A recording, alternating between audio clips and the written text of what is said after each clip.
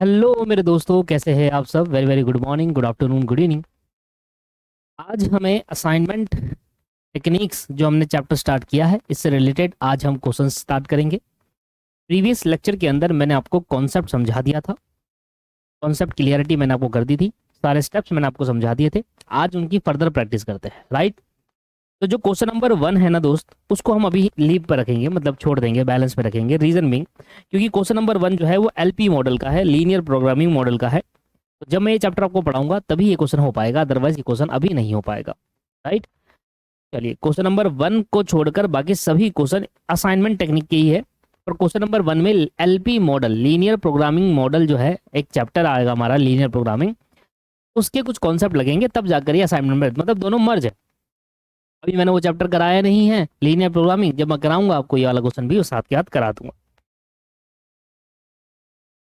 पहले तो कसम खा रखी है कि हर एक क्वेश्चन मॉड्यूल का करना है और सारे ही क्वेश्चन क्लास के अंदर कवर करेंगे। ठीक है, अभी स्टार्ट कर रहा हूँ क्वेश्चन नंबर 2 से। An equipment under breakdown has 5 repair job to make it operating again. एक इक्विपमेंट है वो खराब हो गया, ब्रेकडाउन हो गया है, और 5 रिपेयर जॉब्स हमें देखने को मिल रही है कि वो उसको दोबारा ठीक कर पाए। The maintenance manager The maintenance manager of the organization has assigned 5 mechanic of his department to do दो। 5 मैकेनिक है और 5 तरीके का रिपेयर काम है, तो 5 जॉब हो गई, उसके लिए 5 मैकेनिक है। किस पर्टिकुलर मैकेनिक से कौन सी जॉब करवाऊं जिससे मेरी कॉस्ट कम से कम आ जाए। यह है मिनिमाइजेशन प्रॉब्लम। तो अभी जो मैंने प्रीवियस क्लास में आपको कराया वो मिनिमाइजेशन प्रॉब्लम है। मिनिमाइजेशन प्रॉब्लम के अंदर हम ये देखते हैं कि किस पर्टिकुलर काम को, किस पर्टिकुलर पर्सन को कौन सी जॉब दे जिससे हमारी कॉस्ट मिनिमाइज हो जाए। That's called minimization problem. The estimate time hours, जो आपको टाइम दे रखा है वो आवर्स में दे रखा है, for each of the mechanic to carry out the job are given in the following table. तो आपको टाइम जो दे रखा है वो नीचे गई टेबल में दे रखा है आपको, ये आपके पास टाइम है कि अगर मैकेनिक 1 से जॉब ए कराओगे तो 7 घंटे लगेंगे, मैकेनिक 2 से जॉब ए कराओगे तो 9 घंटे लगेंगे, मैकेनिक 3 से जॉब ए कराओगे तो 8 घंटे लगेंगे। इसके एक्सप्लेन मैं आपको कर चुका हूँ। Assume that each mechanic can assign only 1 job. ये एज्यूम करना है कि हर एक मैकेनिक को एक ही जॉब देगी, एक मैकेनिक को 2 जॉब नहीं दे सकते। और determine the minimum time assignment, तो किस जॉब काम को, किस मैकेनिक को कौन सी जॉब दे जिससे कम से कम समय लगे। अब सर, सबसे पहले तो बना लो फॉर्मेट।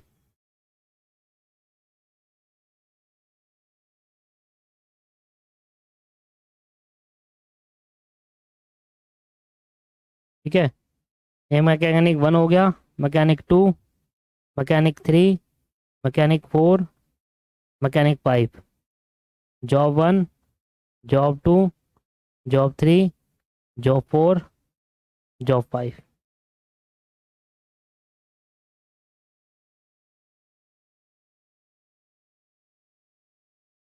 चलिए वैल्यू पुट करते हैं इसके अंदर। 7 9 8 7 4, 7 9 8 7 4, 5 12 5 3 6, 5 12 5 3 6, 9 7 4 6 7, 9 7 4 6 7। इसके बाद 8 11 6 9 5, 8 11 6 9 और 5। इसके बाद 11 10 9 5 11, 11 10 9 5 11। ठीक है, अब इसको मैं कॉपी कर लेता हूँ क्योंकि यही अब मेरा हर जगह काम आने वाला है। सबसे पहले करेंगे दोस्त रो ऑपरेशन।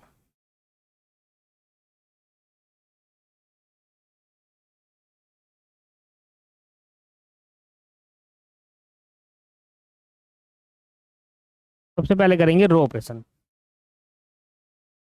मुझे बताइए रो ऑपरेशन में क्या करते हैं आप रो वाइज मिनिमम ढूंढते हैं और वो मिनिमम में से सबको माइनस करते हुए चलते हैं, यही होता है रो ऑपरेशन। देखो, रो वाइज मिनिमम ढूंढूंगा तो इसमें मिनिमम क्या है, अगर इसमें देखा जाए तो इसमें मिनिमम है आपका 5, इसमें मिनिमम आ जाता है आपका 7, इसमें मिनिमम है आपका 4, इसमें मिनिमम है 3 एंड इसमें मिनिमम है 4। तो एक काम करता हूँ, सभी को 5 में से माइनस करता हुआ चलता हूँ। तो जब मैं माइनस करूंगा, जैसे 7 में से 5 माइनस करूंगा तो आ जाएगा आपके पास 2। तो ये पोर्शन फिर से हटाना पड़ेगा सारा का सारा।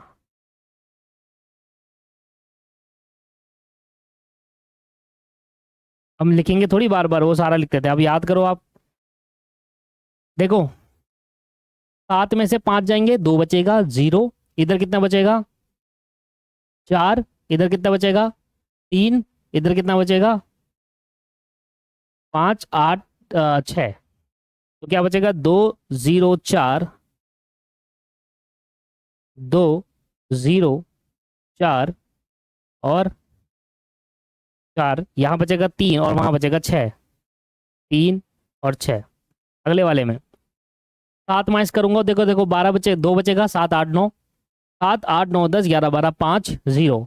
2, 5, 0, 4 और 3। 2, 5, 0, 4, 3। 2, 5, 0, 4, 3। आगे 4 में से माइनस करेंगे, 8 को 4 में से माइनस करेंगे, 4 बचेगा। इसके बाद यहाँ बचेगा 1, 4, 1, 0, 2 और 5। 4, 1, 0, 2, 5। 4, 1, 0, 2, 5। 4, 1, 0, 2, 5।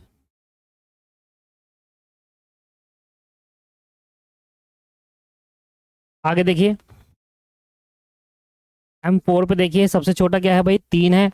वो देगा 3, 4, 5, 6, 7, 4, 3, 5, 2, 4, 4, 3, 5, 2 और ये 0। 4 में 4 गया, 0, 2, 3, 1। 0, 2, 3, 1। 0, 2, 3, 1। 4 और 6, 10 और 7। यहाँ आ जाएगा 7। ठीक है, चलिए यहाँ पर क्या है? यहाँ पर 5 है।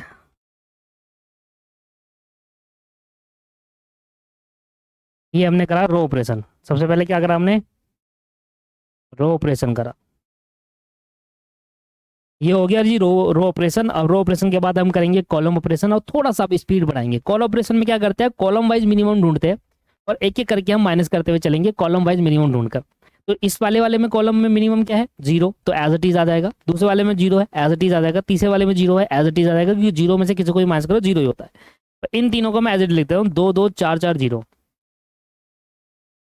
2, 2, 4, 4, 0। ठीक है, इनको ऐसे लिख देते हैं, 2, 2, 4, 4, 0। इधर भी 0, 5, 1, 0, 2। 0, 5, 1, 0, 2। 0, 5, 1, 0, 2। हल एक, अगर एलिमेंट, एक एलिमेंट भी अगर ढंग से नहीं लिखा गया, मान लो यहाँ 3 की जगह गलती से मैंने 2 लिख दिया, पूरा आंसर गलत। पूरा आंसर गलत हो जाएगा। इसके बाद से पूरा आंसर गलत होता चलेगा, ये भी गलत और पूरा आंसर। इसलिए बड़ी सावधानी से करिएगा पेपर के अंदर। कई बार मैं भी क्वेश्चन करता हूँ और मेरे से भी गलती से अगर एक एलिमेंट भी गलत हो जाता है तो पूरा क्वेश्चन दोबारा से मुझे भी करना पड़ता है। ठीक है, एक एलिमेंट भी गलत नहीं होना चाहिए, ध्यान से करना। 4, 0, 0, 3, 3। 4, 0, 0, 3, 3। इसके बाद 3, 4, 2। इधर सबसे मिनिमम क्या है? 1 है, तो माइनस कर दूं। 2, 3, 1, 4, 0। 2, 3, 1, 4, 0। ठीक है, 2, 3, 1, 4, 0। इधर मिनिमम क्या है? 2 है, माइनस करूं। 4, 1, 3। 4, 1, 3, 0। 4, 1, 3, 0 और 7 में 2 गए, 5 आएगा। ये बन गया सर। अब हम बनाएंगे improve matrix, optimum solution. Sorry, improve matrix कह रहा हूं, ऑप्टिमम सोल्यूशन करेंगे, जिसमें हम क्या करते हैं? हर एक जीरो देखकर लाइन कट करते हैं। अब इस वाले पार्ट को कॉपी कर लेता हूं।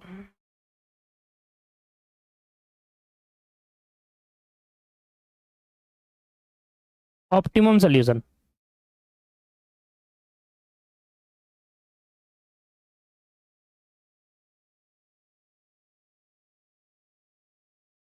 ठीक है, अब मुझे क्या करना है? मुझे एक एक करके, स्टार्टिंग कैसे होनी चाहिए थी?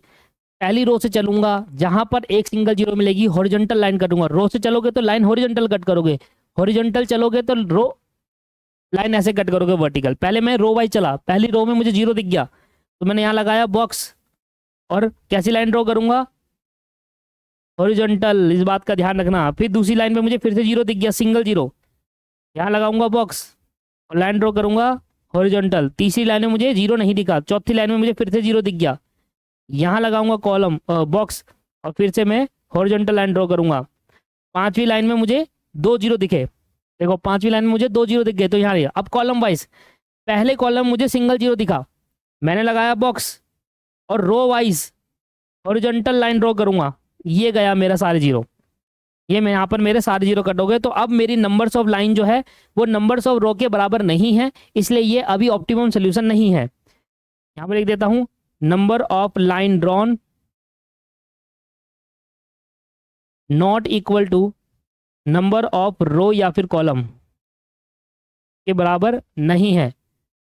It is not optimal solution लिख सकते हो। यहाँ पर चार लाइन ड्रॉ हुई है और एक्चुअली में मुझे पांच रो या पांच कॉलम उसके बराबर लाना है। तो मैं अब क्या करूंगा, इंप्रूव करूंगा मैट्रिक्स को अपने। अब मैट्रिक्स इंप्रूव करने के लिए क्या करते हो आप, सबसे पहले इधर ध्यान दो, मैट्रिक्स इंप्रूव करने के लिए आप क्या करते हैं मेरे दोस्त, आप करते हो कि यहाँ पर जितने भी नॉन कट एलिमेंट है उसमें मिनिमम ढूंढते हो। तो नॉन कट एलिमेंट का मिनिमम है वन। अब सब में वन माइनस करोगे, वन वन वन माइनस करके कर रहा हूँ, वन में से माइनस कर रहा, one one three three, one one three three, एक minute, one one three three, ये लिख लो पहले, वन वन थ्री थ्री। इसके बाद अगला, इनको छोड़ दो, यहाँ आएगा वन माइनस करेंगे तो ये आएगा one two, one two zero three, one two zero, one two zero three, two zero three. एक चीज और देख दे लो बस, लास्ट नॉन कट एलिमेंट का हो गया, जिस जगह पर इंटरसेक्शन पॉइंट है, जैसे ये तीन, एक दो तीन, इधर ऐड करेंगे वो मिनिमम वैल्यू, दो है तीन हो जाएगा, तीन है चार हो जाएगा, पांच है छह हो जाएगा, तो यहां पर आ जाएगा तीन चार छ, यहां आ जाएगा तीन,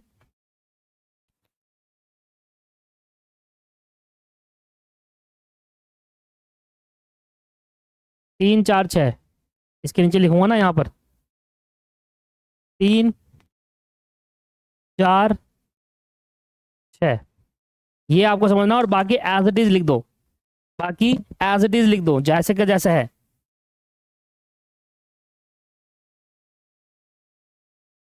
बाकी एज इट इज लिख दो जैसे के जैसे है। कैसे, ये देखो, जीरो पाँच वन जीरो, जीरो पाँच one zero,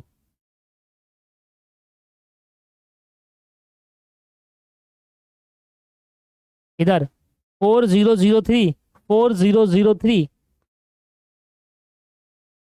four zero zero three, और ये फोर पहले से है, ये ढंग से लिखा नहीं है।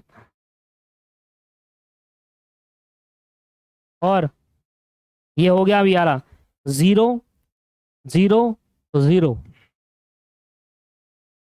जीरो और जीरो, और लास्ट वाला four one three zero, four one three zero. दोस्त यहाँ बन गई मेरी इंप्रूव मैट्रिक्स। फिर से सेम कंडीशन अप्लाई करूंगा, जहां पर रो वाइज चलूंगा, जहां पर सिंगल जीरो दिखेगी कट करूंगा कॉलम वाइज। ये देखो पहले में सिंगल जीरो लिख गई, मैंने यहाँ पर बॉक्स बनाया और यहाँ पर मैंने कट कर दिया। फिर मैं अगले रो पे गया, मुझे फिर से सिंगल जीरो दिख गई, फिर से मैंने बॉक्स बनाया और फिर मैंने वर्टिकली काट दिया। अगली रो पे गया, फिर से मुझे सिंगल जीरो दिख गई, फिर मैंने बॉक्स बनाया और वर्टिकली काट दिया। अगली रो पे गया, फिर से मुझे सिंगल जीरो दिख गई, फिर मैंने बॉक्स बनाया और वर्टिकली काट दिया। अरे वाह, बहुत ही बढ़िया। और अगली रो पे फिर से सिंगल जीरो दिख गई, बॉक्स बनाया, वर्टिकली काटना है। पहले रो खत्म करना है, फिर आना है कॉलम पे मेरे दोस्त, पहले रो खत्म करना है। अब मुझे समझ में आ गया, नंबर ऑफ लाइन जो है वो नंबर ऑफ रो के और कॉलम के बराबर है। बहुत ही सिंपल क्वेश्चन था। Number of line drawn is equal to number of row, बराबर आ गया, मतलब 5 लाइन रो हुई और 5 ही रो के बराबर है। It is optimal solution.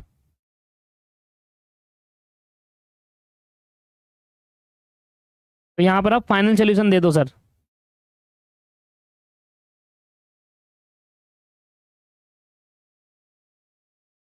Final solution क्या था कि किस मैकेनिक को कौन सा काम दूं,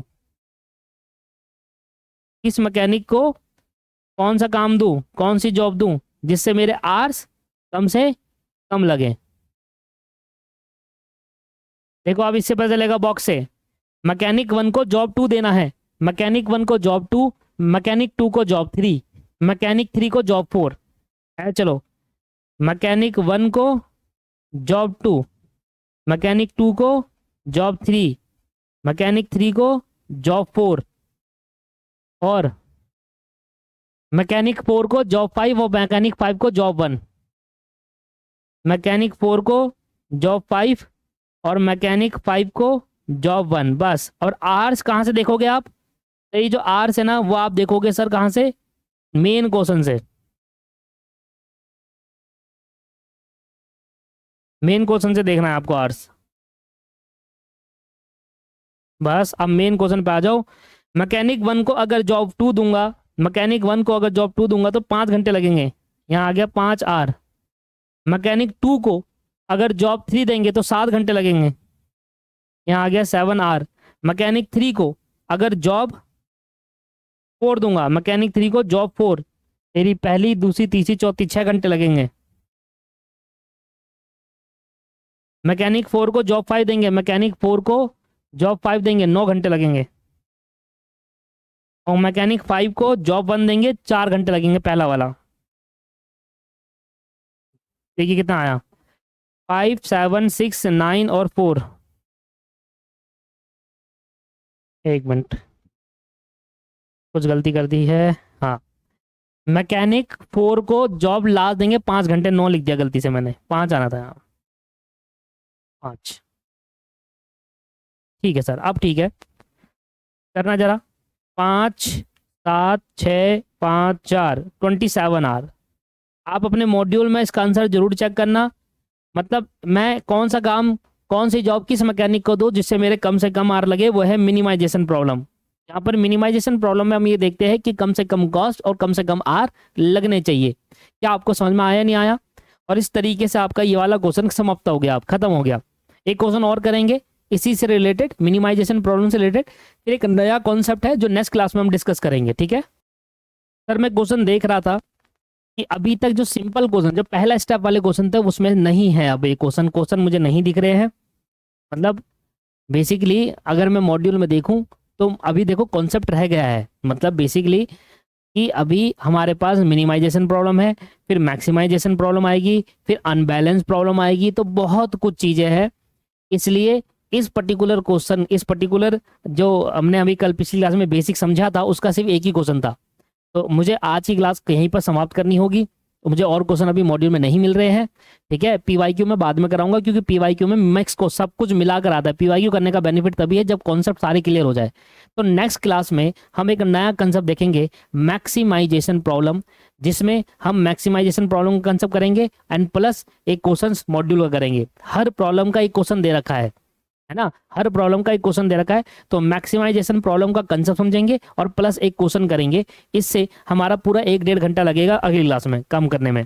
हाँ, बट अब ये है कि आप अगर ये 2 क्वेश्चन जो मैंने अभी 2 क्वेश्चन कराया आपको पिछली क्लास में और इस क्लास में, ये 2 क्वेश्चन एक बार और कर लो तो एक स्पीड बढ़ जाएगी, एक रिपीटेशन फॉर्म बन जाएगी, क्योंकि मैक्सिमाइजेशन प्रॉब्लम में और कुछ नहीं है, एक स्टेप है बाकी सारा सेम है, सिर्फ एक स्टेप है बाकी सारा सेम है। मैं चाहूँ तो अभी करा दूं, बट हर कंसेप्ट में नई क्लास में कराना चाहता हूँ, ये मेरा थोड़ा सोचा है इस बार, ठीक है।